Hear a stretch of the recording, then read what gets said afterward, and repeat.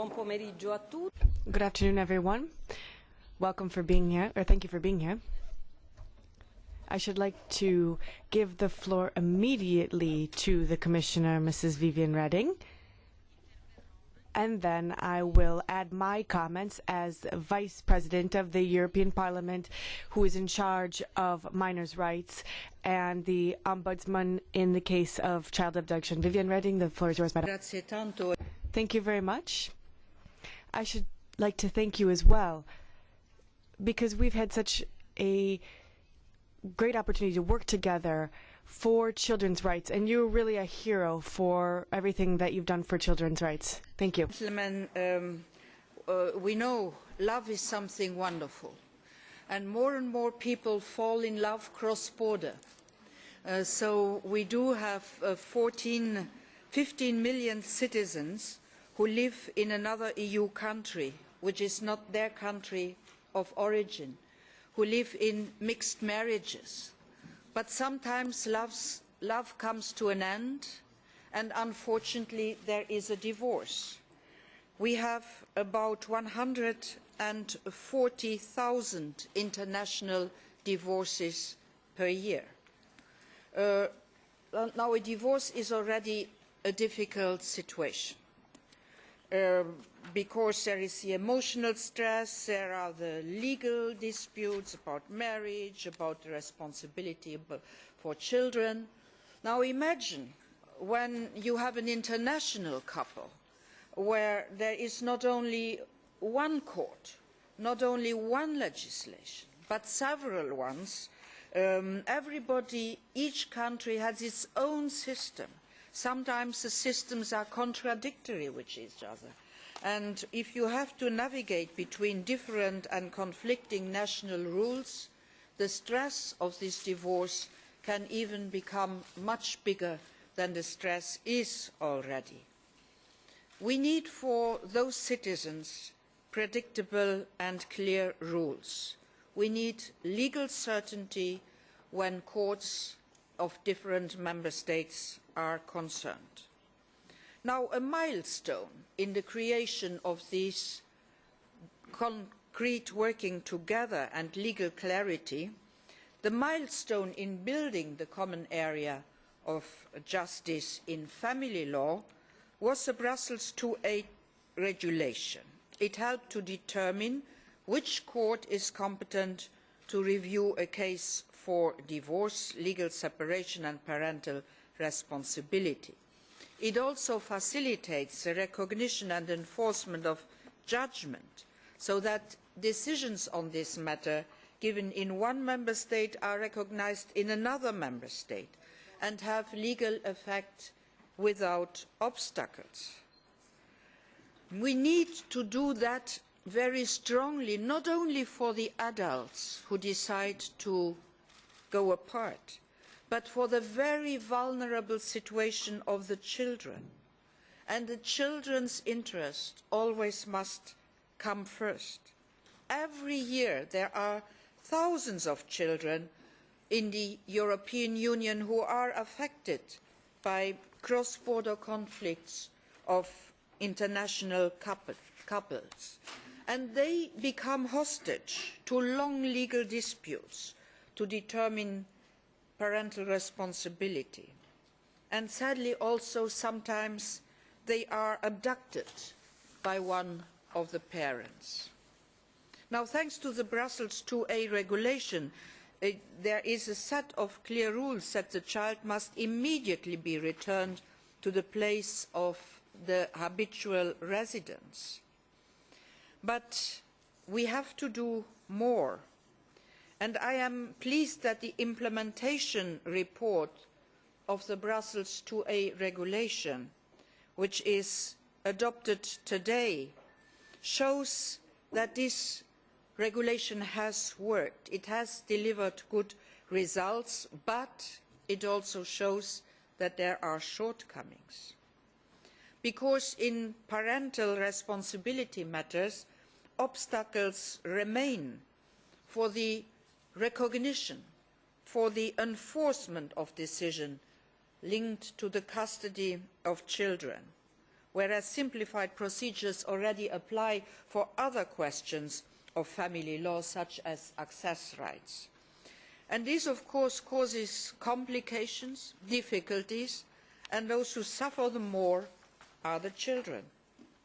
Another prominent example concerns the hearing of the child. In matters of custody rights, where additional formalities still apply, the recognition of a judgment is frequently opposed because the child has not been heard. But if the hearing of the child is not obligatory in the member state where the judgment is taken, so how can it happen? So, similarly, an order for the return of the child in cases of parental abduction will only be automatically enforced if the court certifies that the safeguards have been applied, that the child has been heard, for instance. And the fact that different national rules on the right of the child to be heard get in the way of enforcing decisions is then a very serious problem, because instead of solving the problem quickly in whatever way, but in the interest of the child, things are going on, and this uncertainty is the worst. So we need to have a systemic solution. What is the basic solution for all questions related to these problems? Well, that is a mutual recognition, that a judge recognises a judgment made by another judge in another member state. But there is something you cannot fix by law, and that is a basis for mutual recognition. That basis for mutual recognition is mutual trust, and you cannot impose trust by decree. And one of the reasons we have developed manifold during those years the training of lawyers, prosecutors and judges is to build up that mutual trust, that they know each other and that they know that what their colleague is doing is right. And this is also foreseen in the most beautiful text Europe has ever produced, the Charter of Fundamental Rights. The Charter of Fundamental Rights established a first layer of minimum safeguards, but ensuring that the parties have a right to a fair trial, to an effective remedy, and that the rights of a child are protected. But the Charter alone cannot fulfil the task. We need also laws which put the Charter in practice. And so the Brussels IIa regulation has been effective in most difficult cases. Why? Because it imposes bilateral meetings of central authorities so that the return of a child can be swifter. But we need to go further, and we need to work on the different national rules which also remain completely unknown by the binational couples. The couples normally know about their rights when they are full into the problem, when they submit the papers to the court. Then only they start to be aware that there are problems and how these problems can be solved. And that is why today we are launching, Vice President Angelilli and myself, a campaign to provide the tools to international couples, to make them aware of national and European provisions on child custody and child abduction.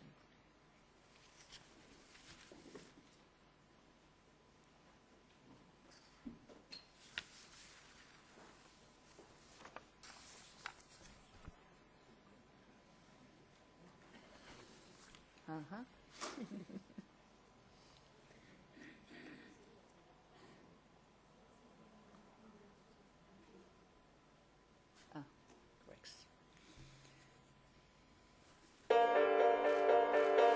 If you are an international couple and your relationship breaks down, you or your partner may wish to move to another country in Europe, and you may wish to take your child with you.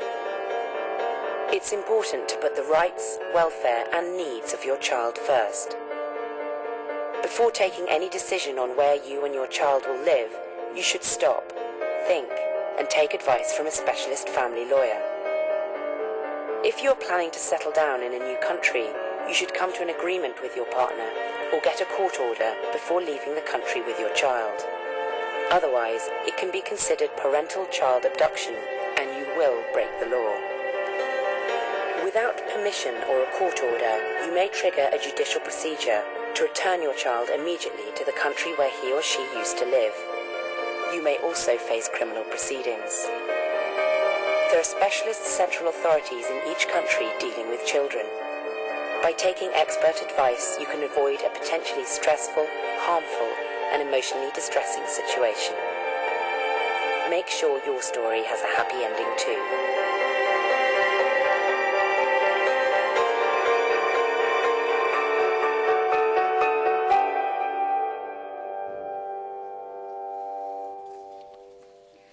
Well, it is thanks to Madam Angelilli that we have come to this campaign.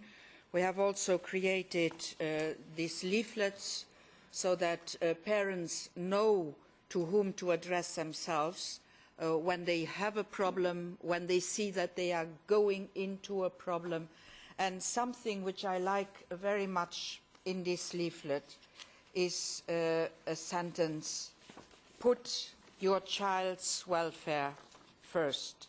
Both parents are important for the child. So we have to continuously better these sentences, these values, to make parents aware that one is to fight among adults and another is to give a chance to a child of having a real family-friendly development. So in addition to the campaign, we have also launched a public consultation because we would like to know from practitioners, judges, lawyers and citizens what are their experiences in order to see if it is necessary to change the rules which we do have today. So we are, I think, on the right track, but there is still a very long fight in front of us.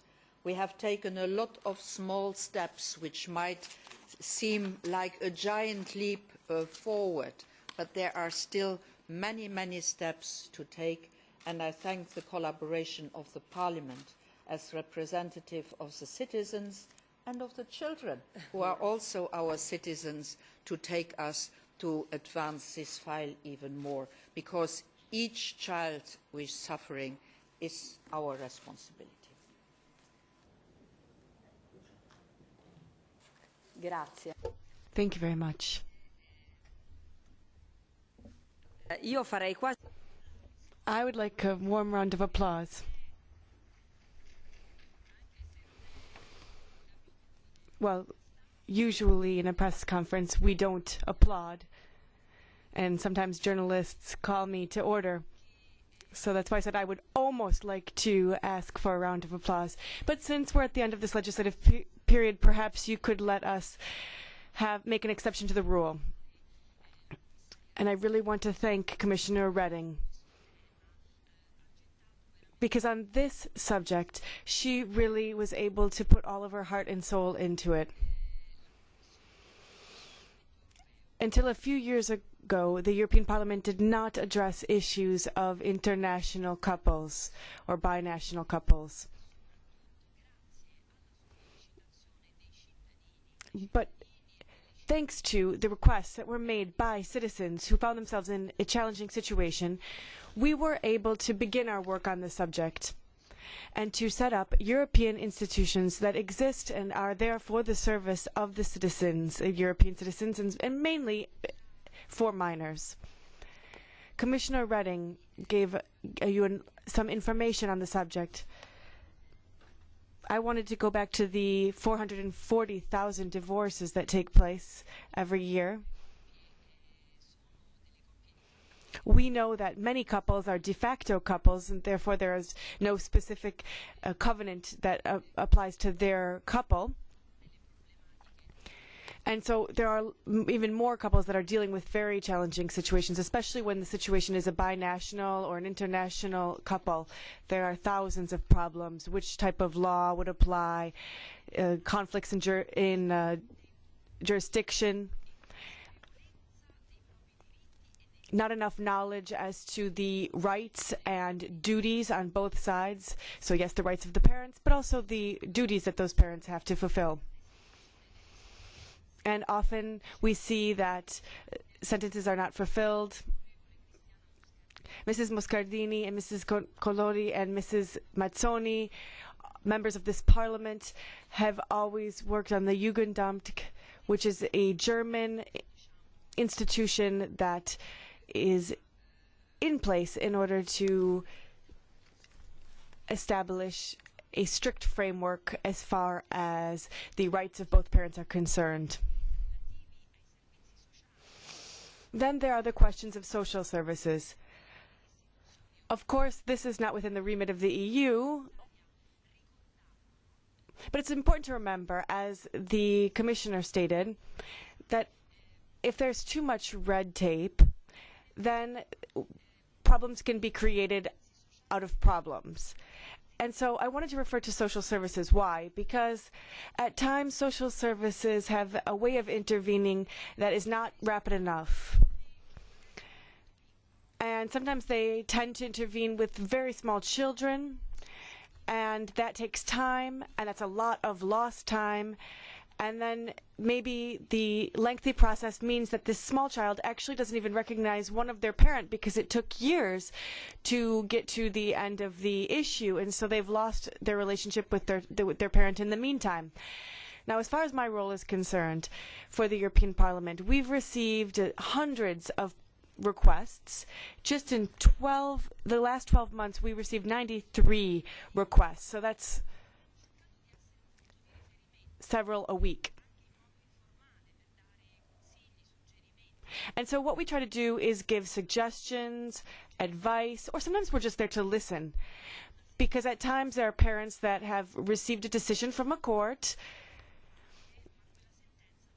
and that means that they actually have won their case, but then there's no actual implementation of that ruling. So with the Commission, we have attempted to really try to address the problem in a two-pronged approach. So currently we have a study that is underway that is going to give us information, data, statistics on the situation. It'll give us a good idea of what laws are in place, and that will clarify where the main problems exist. So this is extremely important because it will give us a strong basis on which we can build laws that will obviously be addressed in the next legislative period and with the new Commission. So this is a pilot study, and we really hope that it will give information to binational couples, information on their rights, on their duties, and also on what the rights of the children are. Now, another point that I wanted to remind you all of, it's extremely important. The European Commission will start a consultation, and this consultation will be a chance for citizens and parents who are involved in a situation like this, but also family members, grandparents, for example. The larger family and associations can give their input as to how this should proceed. It could give them a chance to give their experience. So this consultation will be extremely important to get concrete experiences of people. So the personal experiences of citizens. So I should like to call on all of the associations, some of them are here present today, to please be a part of that consultation anthem. So, which is an association that deals with the rights of children who were taken from Italy to Slovenia, l'ONUS, CS Onlus, another association. Many of them are present here today. and we will continue to interact with them in the future for the consultation. And I'd like to thank again the Commissioner, because she will assist us by making available some services from the Commission. So that is an opportunity for us all to be a part of this consultation. So thank you again to all of you. And I would like to give a special welcome to the parents that are here. And with these signs that they're holding up, they remind us how many days it has been since they've seen their son or daughter. Marinella Colombo hasn't seen her children seen her child or children for 3 years now. So this is obviously a very painful situation for mothers and fathers. But we shouldn't forget that these are the real life stories of the children. So we've been working very hard to be able to really bring this issue into the European Union sphere through the Charter of Fundamental Rights, where Article 24 on minors' rights actually addresses this issue, and it states that children have, unless there was some case of force majeure, so specific rules that would mean that this would not apply, where the child's well-being was not being protected. If that is not the case, well, then children have a right to affection, to care, and to access to both of their parents. Grazie. Thank you very much. And of course, no, not a second round of applause. No, unfortunately, we cannot let that happen. But I would like to open the floor now to questions. Yes, I just wanted to state that we still have a problem of family law, and family law is very different from country to country. So for the next legislative period and for the next Commission, I should like to call on you to really think about this. Up until now, what we've had is a situation where there would be mutual recognition, and this is voluntary, but we have to get beyond the barriers that family law and the differing family law in the various countries creates. I'm from Roberta TV. So, is this film available to the television channels if they would be willing to broadcast that for you?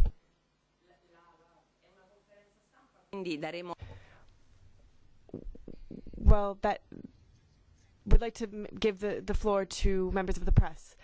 So you talked about recognition of ruling. Well, there's the case of Austria and Germany.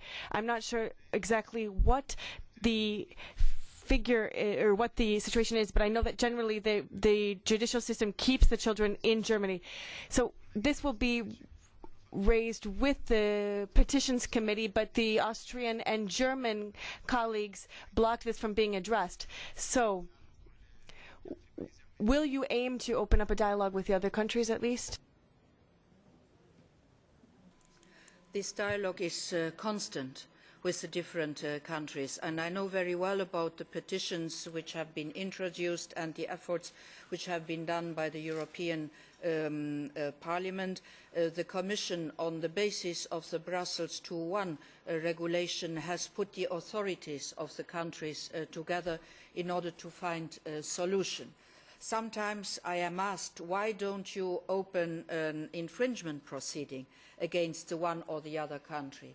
Well, normally it is on the basis of very personal questions of individual children, individual families, that there are problems. An infringement proceeding can only be put in place if there is a general problem with the law in a member state.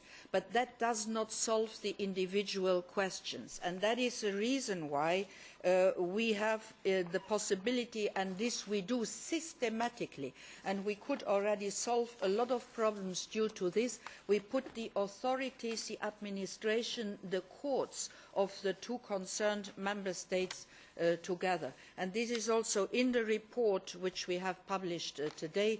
You can see these figures. But the public consultation we launched today, is also in order to find out if, on top of the institutional working together on the basis of the law, there are questions which have to be solved by another method. We will have very soon the results of the public consultation. That is also why Madam Angelilli asked as many as those who are concerned, as those who have experience from all over Europe, because there are different problems in different member states, and they are all concerning in the end the same kind of victims, and those are the children. So we have to find solutions which bring together in a solution finding mechanism the different systems of family law. You know that family law is under subsidiarity, is none of the responsibility of the member state, but to find solution for cross-border questions, that is a responsibility of the European Union, and that is also the reason why for the first time I put on the table the new legislation concerning cross-border divorces and cross-border successions, in order to see at least which court is responsible, so that not courts are fighting between each other in order to find no solution at all, and in the end it's the children who are suffering. I would just like to add and emphasize the fact that the whole goal of this study, and first and foremost of the consultation, and the statistics that the Petitions Committee will provide. They've had thousands and thousands of cases that they've collected and logged, will serve as a basis for future work. Now that work could take the form of legislation. We have a lot of laws, we have a lot of international conventions, we have regulations,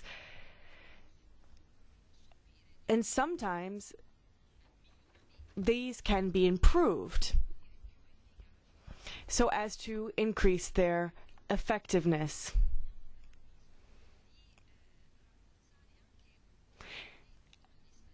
But we also need to improve coordination amongst the member states, because here we're dealing with international cases. So if we can bolster cooperation amongst member states, that will be very important. And then we will also need to guarantee respect for the time frame that should be applied. So we need to make sure that that happens, especially in the case of upholding the rights of a minor. And then, obviously, it's extremely important for any ruling to be applied as quickly as possible. Another important thing would be to set up a network of mediators. Much can be done if we can prevent these cases from happening in the first place. So a network of mediators, ways of hearing the experiences of people, or hotlines. 90% of children, or 90% of parents, mothers and fathers that are here present, perhaps at the time when all of this started, well, they fell in love and they didn't know all of their rights and responsibilities within that context. Because usually we're talking about unions that are based on love first and not as a contract.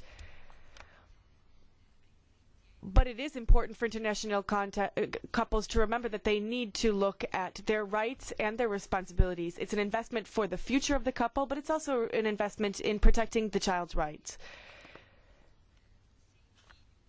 Someone asked if this video would be available. Of course, it would be in all of the European Union languages, and there's a brochure as well. So that would be available for you for your reference purposes.